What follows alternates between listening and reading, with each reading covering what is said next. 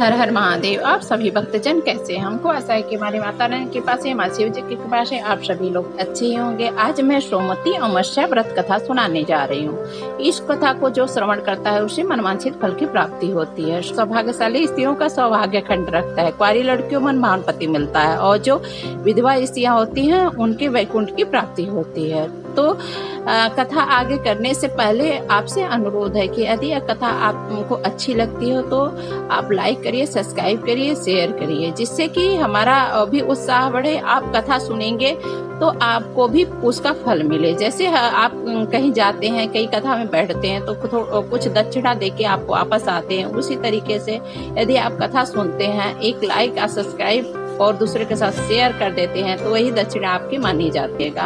तो आइए हम लोग कथा की ओर चलते हैं। आज सोमवार का दिन है, सोमवती अमावस्या है, साथ ही आज सावन का दूसरा सोमवार है। सोमवती अमावस्या का योग बना है, इसलिए आज के दिन राहु ज्यादा हावी होते हैं। इसलिए शिव जी की पूजा और विष्णु भगवान की पूजा, पीपल की पूजा अवश्य करना, जिससे कि राहु नियंत्रित रहे। इसके साथ ही राहु के दोष को मिटाने के लिए कथा जरूर सुनना चाहिए और कथा जरूर पढ़ना चाहिए, और व्रत न रह सके तो कथा को जरूर सुनना चाहिए, जिससे कि घर में जो नकारात्मक एनर्जी हो सब खत्म हो जाती है।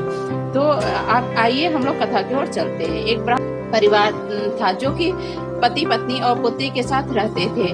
पुत्री धीरे धीरे घर में बड़ी होने लगी। उस लड़की घर में दिने दिने उसका गुण बढ़ता गया और बहुत संस्कारी लड़की थी, बहुत गुणवान थी, लेकिन बहुत गरीब होने के कारण उसका विवाह नहीं हो पा रहा था। एक दिन साधु महाराज पधारे तो कन्या की सेवा भाव से उस साधु की कन्या ने सेवा भाव किया।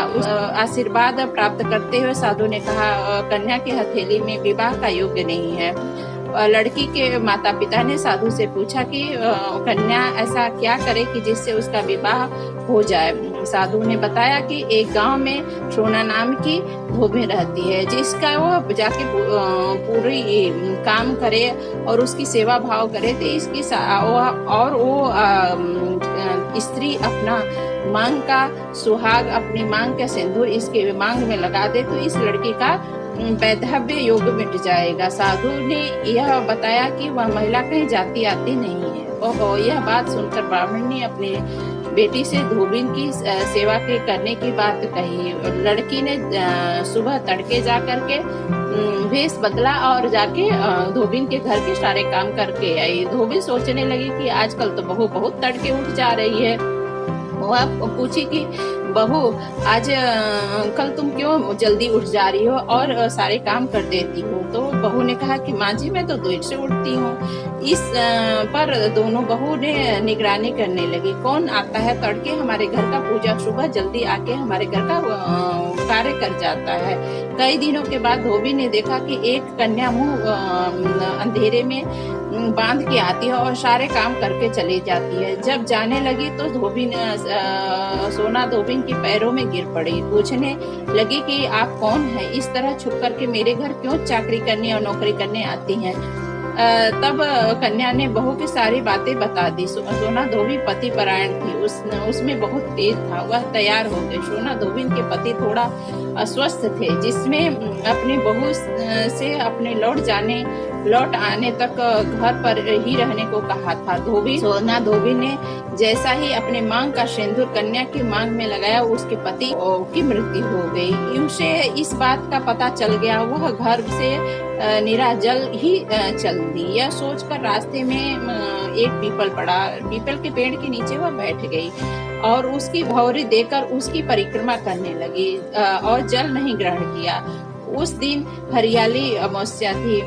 ब्राह्मणी के घर में पुए पकवान की जगह ईंट के 108 टुकड़े थे। उससे उस धोबी ने पीपल को एक एक करके एक पुए पकवान न थे, कुछ भी नहीं था, इसलिए वह एक एक ईंट उठा के वह परिक्रमा करने लगी। फिर उसके बाद में उसने जल ग्रहण किया। ऐसा देखते हुए भगवान ने उसको आशीर्वाद दिया और मुर्दे के शरीर से कंपन होने लगी। इस तरह धोबी का पति जीवित हुआ। तो जो स्त्रियां इस दिन पीपल की परिक्रमा करती हैं, उसे मनवांछित फल की प्राप्ति होती है, उसका सुहाग अटल रहता है। धोबिन की कथा में तो आपने सुन ही लिया कि आपके पास जो ही है यथाशक्ति, चूड़ी है, चूड़ी से भी लोग परिक्रमा करते हैं, बिंदी से भी परिक्रमा करते हैं, मूंगफली से परिक्रमा करते हैं, मिश्री से परिक्रमा करते हैं। चाहे आपके पास जो भी है वही आप लेके 108 चीज लेके परिक्रमा करते हैं तो आपका सुहाग अटल रहता है। ओ हर हर महादेव।